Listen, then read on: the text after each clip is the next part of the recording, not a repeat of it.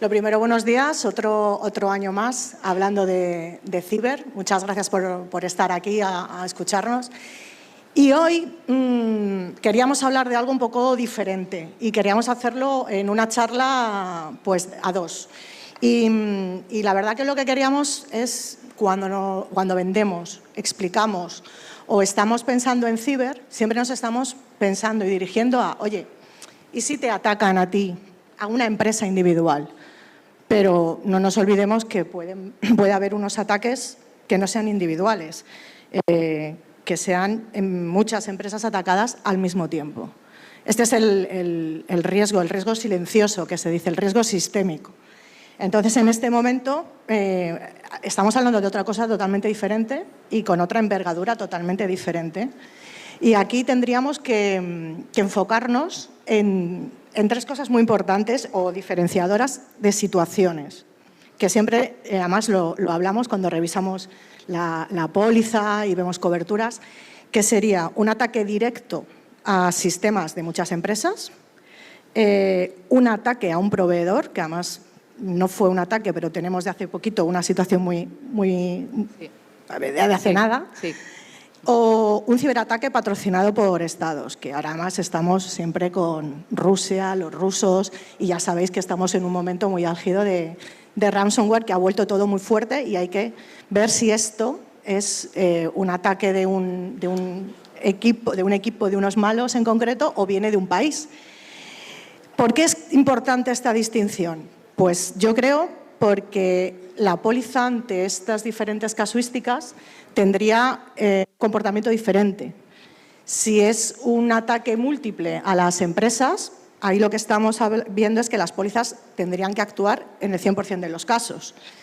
Si estamos hablando de un ataque a un proveedor, o sea, a un proveedor de un sistema, habría que ver la dependencia que hay con ese proveedor, habría que ver qué tipo de póliza cobertura hay, y cuando estamos hablando de un ataque de países, ahí estamos hablando de exclusión directamente de guerra cibernética. Creo que todo esto, Pilar, se ha dejado de manifiesto con un caso que pasó en 2017 con el NotPetya, que puso el riesgo sistémico totalmente en la palestra y se estuvo viendo, ¿no? Fue un supuesto ransomware, que me gustaría que ahora nos contaras un poquito más de esto, y que se propagó y que afectó a miles de empresas. Entonces, aquí lo que yo quiero que tú me contestes o me cuentes es qué significó este ataque, tanto para la ciberseguridad como para el ciberseguro. Pues la verdad es que el ataque NotPetya, yo creo que todos lo conocemos y además se suele poner como ejemplo, ¿no? Como paradigma, pero en realidad marcó un antes y un después. Y yo creo que ahora con el tiempo somos capaces de ver lo que en ese momento se manifestó y era un riesgo sistémico. Y ahora somos, yo creo, mucho más conscientes, ¿no? Pero ahí fue como el germen, la semilla, donde se empezaron a gestionar y sobre todo ver cierta evolución de lo que estaba pasando, los riesgos y cómo se estaban asegurando, ¿no? Como decía Carmen, a ver, NotPetya iba disfrazado de ransomware, pero era un malware. En realidad ocurrió como consecuencia de una actualización de un software contable ucraniano, ¿vale? ¿Y qué ocurre? Que ese software, con el mundo que tenemos ahora mismo interconectado, no se instalaba únicamente en empresas que operaban en Ucrania o en países que supuestamente podían ser afines a Ucrania. Este software estaba, bueno, pues ampliamente implementado, ¿no? Afectó a muchísimas empresas, la verdad es que causó un daño tremendo, pero lo característico de este ransomware no ransomware era que no tenía como finalidad el pago de un rescate. O sea, aquí se limitó a encriptar los datos y es que directamente no tenías esa opción. Y esto es importante porque implica que no había una motivación económica y es algo que siempre nos encontramos o siempre pensamos que está detrás de los ciberataques y que es precisamente lo que llevó en este caso tanto a Reino Unido como a Estados Unidos a pensar que esto es un ataque dirigido, no tenía una finalidad económica, tenía como finalidad desestabilizar la sociedad, ciertos grupos, etcétera. Y fue lo que luego se ha ido gestionando y llamando, bueno, pues un ataque cibernético patrocinado por un Estado, ¿vale? Cuando ya nos alejamos de la finalidad económica. Se vieron afectados, bueno, pues diversas empresas, entre ellas Maersk, la naviera, Merck y Mondelez. Estas son las más famosas, ¿no? Pero sobre todo marcó un hito los litigios que tuvieron sobre todo Merck y Mondelez contra sus aseguradoras y que la verdad que han dado mucho de qué hablar, ¿no? En el caso de Merck contra su aseguradora, bueno, pues aquí sobre todo se trataron dos temas. Por un lado, el Silent Cyber, que todos sabemos lo que es y todo lo que se ha desarrollado a partir de ese momento, pero también cómo aplicábamos la exclusión de guerra, porque las aseguradoras rechazaron cobertura con base en, bueno, pues que los Estados Unidos y Reino Unido habían considerado que esto era un ciberataque atribuible a Rusia, en el contexto del conflicto que estaban teniendo, ¿vale? Entonces, no se aplicaba la concepción tradicional de guerra. Estábamos ante otra cosa distinta. Entonces, ¿qué expuso esto? ¿Cómo giró o cómo cambiaron las reglas del juego? En primer lugar, todas las aseguradoras hicieron una revisión de sus carteras y vieron qué tenemos, qué no tenemos asegurados, qué límites tenemos, y esto fue muy importante y muy ligado con esto. Fueron mucho más conscientes de ciertas ambigüedades que había en definiciones, como actos hostiles, como actos de guerra, y los asegurados también miraron con lupa sus pólizas, a ver qué dicen estos supuestos, si estoy cubierto, no estoy cubierto, qué es lo que ocurre, ¿no? Entonces, de hecho, dio lugar a bueno, pues que se trabajara en la definición de exclusiones de guerra cibernética, como sabéis, pues ya ampliamente implementadas en todas las pólizas que tenemos ahora mismo, pero que inició el trabajo Lloyds. Bueno, con lo que acabas de decir queda claro que es evidente que la cadena de suministro puede colapsar. Puede colapsar porque el sistema está en riesgo en el momento en que pueda haber un ataque o un evento sistémico, ¿no? Por eso es tan importante tener una protección y una cobertura de lo que son de los sistemas, de la parte de interrupción de sistemas, porque podemos ir a pérdidas millonarias y un colapso. Entonces, aquí es muy importante y es algo que seguiremos, seguro que luego lo volveremos a comentar, la importancia y la necesidad de que la póliza de ciber sea obligatoria para poder asegurar la cadena de suministro y el funcionamiento de todo un sistema que está completamente interconectado, ¿no? Y con esto se vio, o sea, tristemente nos hemos tenido que dar cuenta con varios eventos. El primero fue porque luego vino un WannaCry y vinieron más cosas. Pero entonces aquí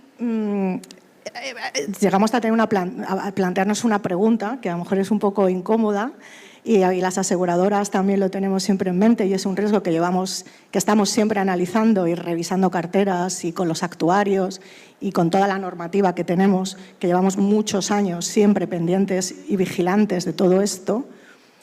Pero aquí hay una pregunta, Pilar, y es, ¿se puede asegurar el riesgo sistémico? ¿Podemos tener cobertura o podemos asegurar este riesgo? ¿Qué piensas? A ver, es una pregunta provocadora y sensible, pero yo creo que es necesaria ponerla encima de la mesa. A ver, como has dicho antes, cuando hablamos de un riesgo sistémico, de un evento catastrófico, estamos hablando de un incidente o un suceso, llamémoslo así, que provoca una serie de pérdidas acumuladas que se dan al mismo tiempo y bueno, pues que están correlacionadas, ¿no? Esto en el mundo financiero pues se conoce bien, pero en el mundo de seguros es ahora cuando estamos siendo mucho más conscientes, ¿no? Que, por ejemplo, pues una sola vulnerabilidad, dado que estamos todos interconectados, puede tener un efecto en cascada y también, pues, por ejemplo, un fallo en un proveedor de servicios, como puede ser Azure, como puede ser Amazon Web Services, un fallo ahí pues, nos puede causar un evento catastrófico y afectar, por ejemplo, a una cartera del 30-40% de un portfolio, por ejemplo. Claro, entonces, tenemos un dilema, porque nosotros hacemos pólizas para cubrir empresas individuales, empresas y sus filiales, grupos empresariales, pero no el sistema. ¿no? Entonces, tú desde fuera, ¿cómo estás viendo que en el mundo asegurador los modelos tradicionales están cambiando o qué está ocurriendo, qué se está innovando, qué se está haciendo desde el punto de vista del mercado tradicional para esto? Vale, pues se están dando pasos lentos, pero bueno, poco a poco, ¿no? Por un lado tenemos las exclusiones de guerra cibernética, que ya, bueno, pues tenemos ese debate y ese wording superado, ¿no? Pero se están empezando a hablar, por ejemplo, de ciertas cláusulas de limitación de acumulaciones. Son unas cláusulas que son event capping, son cláusulas de limitación de agregados por un evento sistémico común, ¿vale? No son cláusulas todavía estandarizadas, se están empezando a hablar de ellas en Reino Unido, en Estados Unidos, pero bueno, pues que aquí en algún momento tendremos que abordar y tendremos también que abordar sus dificultades legales. Por ejemplo, hasta qué punto ese tipo de cláusulas en las que estoy limitando el riesgo en realidad en una cartera, pero que se ven insertadas en una sola póliza, ¿es legal, no es legal, es una cláusula limitativa, está expresamente aceptada, colisiona con el principio indemnizatorio de la Ley de Contrato de Seguro? O sea, es algo que tendremos que examinar y debatir, ¿no? Otra cosa también serán, yo creo, está siendo la modelización de la ciberacumulación. Por lo que yo sé, Carmen, no sé si aquí me puedes dar Sí, alguna... aquí yo con mis compañeros actuarios dentro de Telefónica Seguros es algo que es constante. O sea, siempre se está trabajando con modelizaciones para ver esa acumulación de riesgos, los cúmulos, propensión, cómo cubrirlo, fórmulas aseguradoras para poder asegurar la sostenibilidad, la rentabilidad y la atención a los asegurados. O sea, esto desde el momento cero los actuarios siempre en general, no solamente se hace mucho en daños, ¿no? en pólizas de daños, pero en ciber ahora mismo estamos también con estos cálculos y estos modelos de cálculos y de parametrizaciones. También estamos viendo en ciertos foros pues, lo que tú planteabas antes, y es valorar si el seguro ciber puede ser un seguro obligatorio, sobre todo en aquellos casos en los que contamos con una cadena de suministro que es efecto dominó. En el momento en el que cae uno, cae toda la cadena de suministro, ¿no? Y hasta qué punto pues, se está exigiendo esto en la forma de contratación. Y yo creo también que se está poniendo encima de la mesa, pero que además es algo que se debe poner, es la posibilidad de hacer una colaboración público-privada para asegurar este tipo de riesgos. Pensemos, por ejemplo, pues en un modelo consorcial o en un pool. Por ejemplo, en Reino Unido tenemos el pool RE. ¿Vale? Entonces, eso creo que tiene que ser la siguiente discusión. Estamos ahora llevamos desde 2017, como he mencionado antes, con NIS, NIS 2, DORA, y todo el tema, estamos centrándonos mucho en la resiliencia, en cumplir normativa, en poder dar respuesta, en tener planes de continuidad, que una póliza de ciber te da eso también, ese plan de continuidad, pero creo que tenemos que ver cómo hacemos esa transferencia del riesgo. No puede quedarse solo en una parte si se quiere llegar a cubrir el sistema. Si queremos que no afecte de manera catastrófica, tenemos que empezar a abrir ese debate y, como decías, ya hay un pool, por ejemplo, en Reino Unido, y se tendría que empezar a hablar de una institución que ayude cuando hay una catástrofe digital, porque estamos acostumbrados a las catástrofes materiales, naturales, pero esto afecta de igual manera. Y además, que luego lo comentaremos, pero hemos tenido un apagón y se ha visto, y que deja paralizado a un país. Por lo tanto, creo que urge tener esta conversación y este diálogo. Sí. Totalmente de acuerdo. Totalmente de acuerdo. Bueno, lo que estábamos hablando, por volver a qué pasa si hay cobertura o no hay cobertura, a mí me gustaría insistir en que no todo el riesgo sistémico no tiene cobertura, porque sí que lo hay. Insisto que puede venir cuando afecta a varias empresas, y ahí la póliza de ciber debería actuar independientemente que sea uno, dos o tres asegurados los que han sido afectados. También si es un proveedor tecnológico, también tiene que actuar. Nosotros nuestra póliza sí que actuamos, o sea, estamos teniendo en cuenta que me da igual dónde están los sistemas y eso es muy importante porque tienes que dar esa respuesta a tu cliente. Y luego lo que comentabas de, bueno, tenemos las exclusiones y tenemos las exclusiones también de actividades críticas o de suministros, que eso no deja de ser una exclusión de la póliza. De ahí también que haya necesidad de ese diálogo y de esa discusión de que haya una entidad que se crea algo que colabore para esa transferencia de riesgo en diferentes, en cosas que además son exclusiones en pólizas, ¿no? Y eso debería hacerse. Pero yo lo que creo que aquí veo otro reto, y no solamente es el reto legal, sino el reto operativo, porque no nos olvidemos que nosotros ahora estamos atendiendo siniestros que van viniendo, pero ¿qué pasa si tenemos una avalancha de siniestros? Esto puede ser un colapso, entonces puedes tener cobertura, pero puedes atender esto. Entonces, puede haber un cuello de botella desde el que da la respuesta primera, el que hace todo el análisis forense o incluso la gestión para aperturar el siniestro. Entonces, tú con el gorro de gestor de incidentes, ¿cómo estás viendo que el mercado y los proveedores y las aseguradoras estamos resolviendo esto? ¿Cómo lo estás viendo?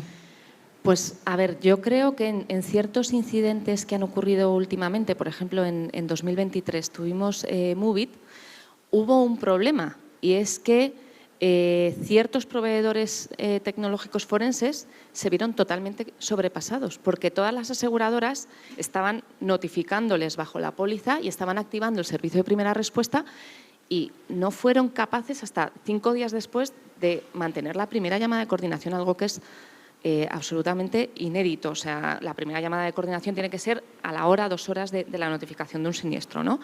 Bueno, pues estamos viendo que se están empezando a implementar planes de contingencia con ciertos proveedores forenses precisamente para abordar esta posible falta de capacidad puntual, ¿no? También se están clasificando y priorizando el tipo de siniestros por parte de las aseguradoras.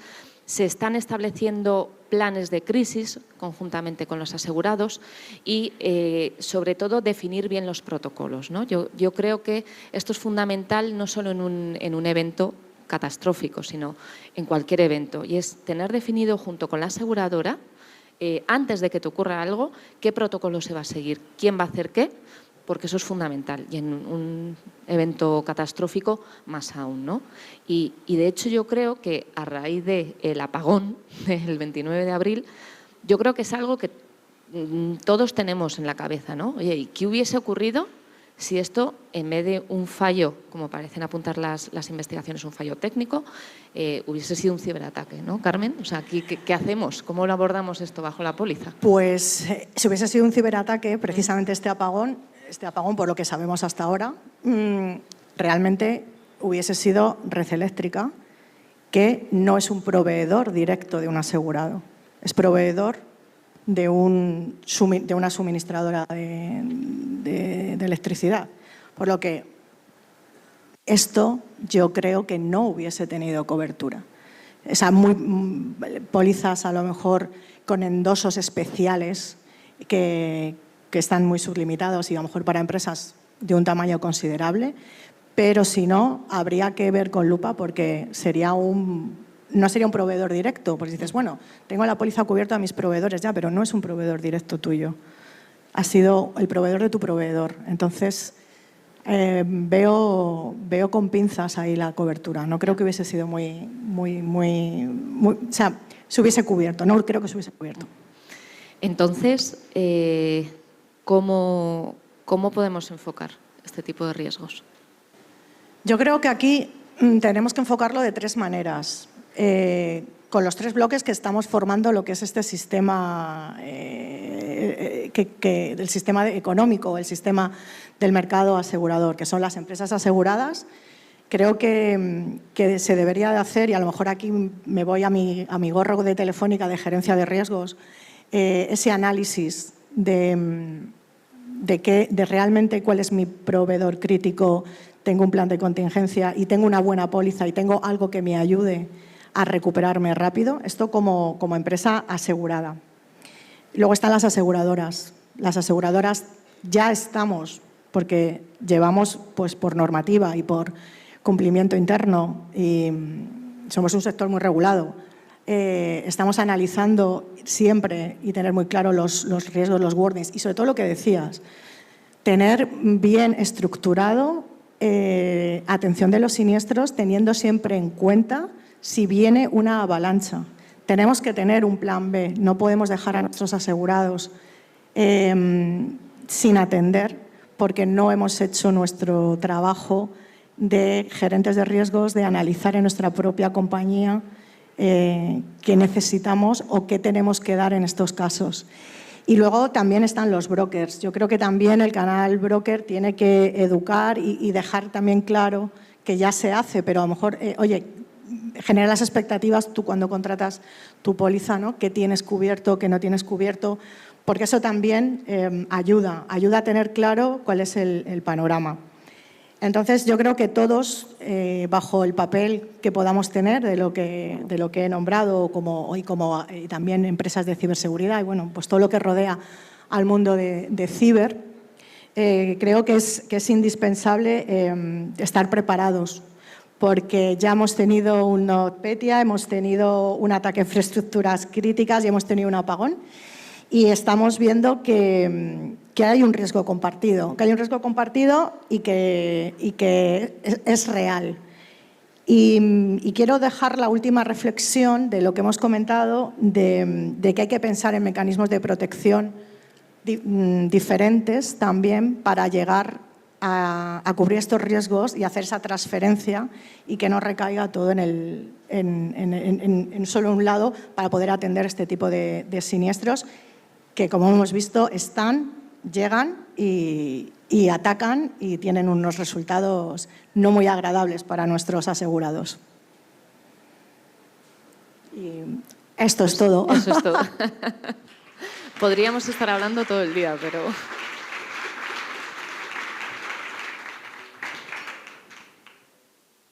Sí. Hola. Hablando de la cadena de suministro que comentaba, para el caso de las empresas que cuenten con un proveedor de tecnología que les gestione la infraestructura y viendo lo que ha pasado, o bueno, viene pasando hace años en Estados Unidos, que caen los RMMs potentes como Kaseya, ConnectWise, tal, ¿cómo entra el seguro dentro de eso? ¿Se cubriría, digamos, la vulnerabilidad que dio el proveedor y a través de esa vulnerabilidad se infectó el sistema interno o sería responsabilidad del proveedor? Gracias. No, sí. ¿Ahora? Sí. Bueno, pues eso va a depender también de la póliza que tenga contratado el cliente. Así. Si tienes cubierto el proveedor tecnológico, te hablo de nuestro caso, tú estás cubriendo los sistemas de dato asegurado, estén donde estén. En ese caso, si tú no tienes acceso a tus sistemas, la póliza de ciber debería de entrar a funcionar, porque el asegurado no puede acceder a su sistema porque el proveedor tecnológico ha sido atacado. Entonces, lo que pasa es que ahí depende. Cada aseguradora tiene unas exclusiones, tiene unas coberturas. Entonces, hay que ver caso a caso. Pero se debería de cubrir los sistemas del asegurado independientemente de donde se encuentren. Entonces, si es atacado ese proveedor y no puede acceder a los sistemas, ahí se tendría que empezar a actuar, aunque fuese la parte de pérdida de beneficios, porque a lo mejor no puedes hacer nada con una primera respuesta porque no han sido atacados tus sistemas, pero sí que habría otras coberturas de la póliza que se deberían de activar. Gracias.